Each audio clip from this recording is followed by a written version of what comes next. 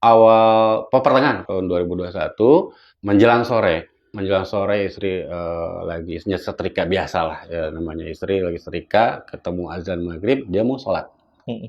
ambil wudhu berdiri dia pingsan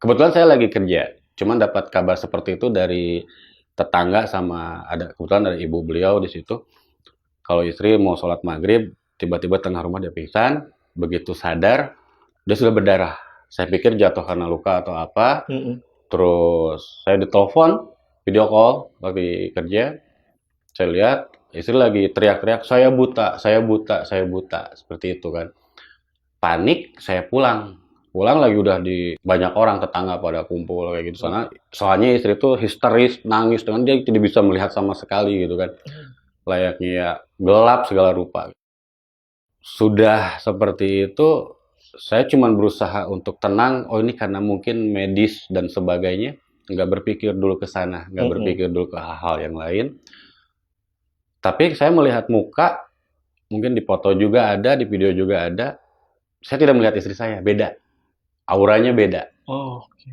saya tidak melihat istri saya yang segar saya cuma melihat sosok istri saya tuh kok tampak tua kok tampak kurus padahal enggak gitu kan Mm-mm. tapi pas saya rekam saya foto jauh berbeda banget seperti aslinya singkat cerita dia masih dengan kesedihannya sampai subuh malam belum ada kejadian hal aneh besoknya kita ke rumah sakit salah satu rumah sakit di Bandung Mm. untuk periksa secara medis udah masuk kayak mata tuh udah dilaser udah masuk ke ruangan apa gitu ya Allah ini bayarannya berapa karena mata luar biasa untuk pembiayaan dan sebagainya Iya, iya.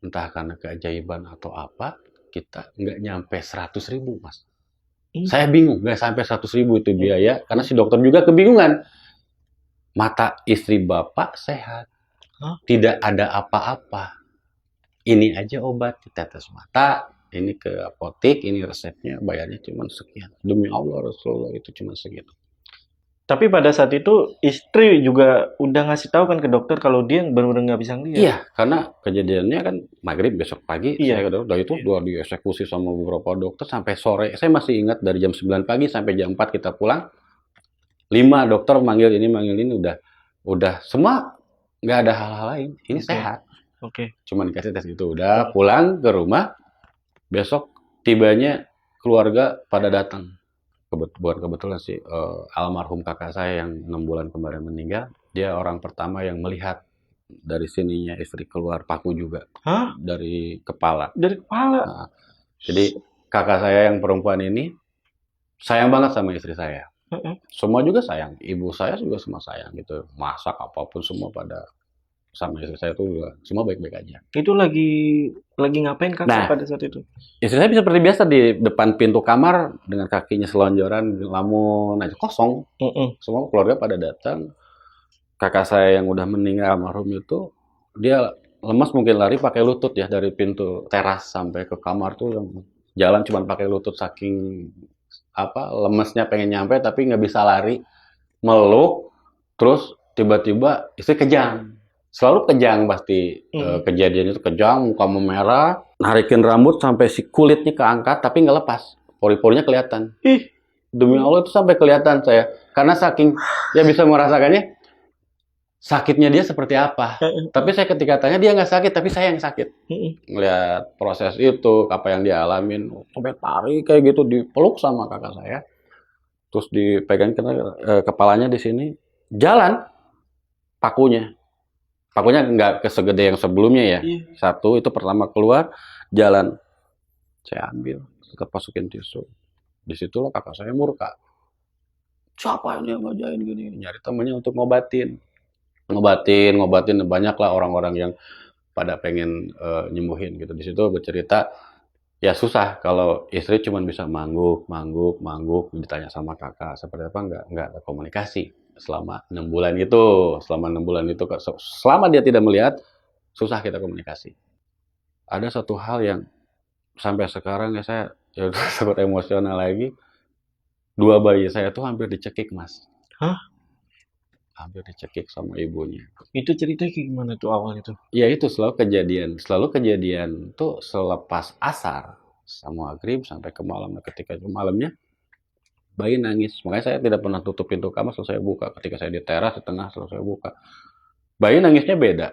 Nangisnya tuh yang bukan nangis bayi karena pengen nyusu, nadanya gitulah gitu biasa rewelnya. Tapi ini kayak di tenggorokan yang saya dengar serak. Si Alana, bungsu saya. Kenapa? Saya lihat, udah, saya tampar. Tapi saya nggak berpikir, bukan isi saya di dalamnya. Paham. Dia nggak tahu apa-apa. Dia nggak tahu apa-apa.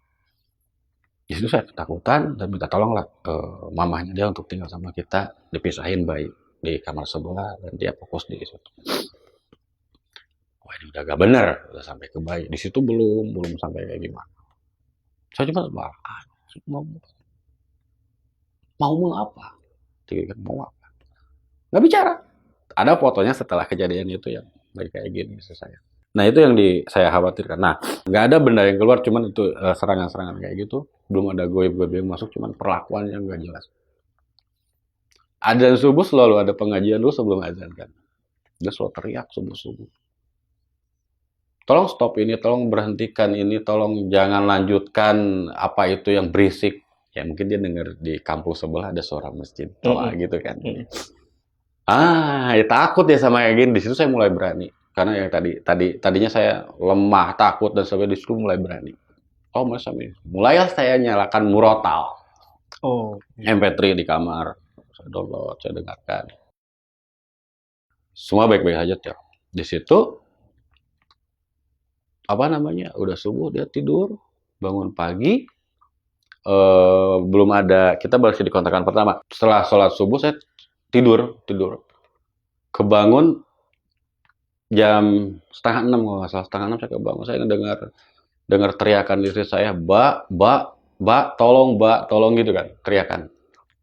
Saya nengok ke kiri kalau nggak salah, ya ke kiri. Saya lihat mulut dia, yang terlihat cuma mulut dia gemetar, tapi suaranya tipis, tapi saya terdengar gede banget. Pas saya bangun gini udah dikain kafanin. Saksinya ibu istri saya masih ada. Kain kafan udah tinggal gini doang, tapi dia udah gini, cuman mulai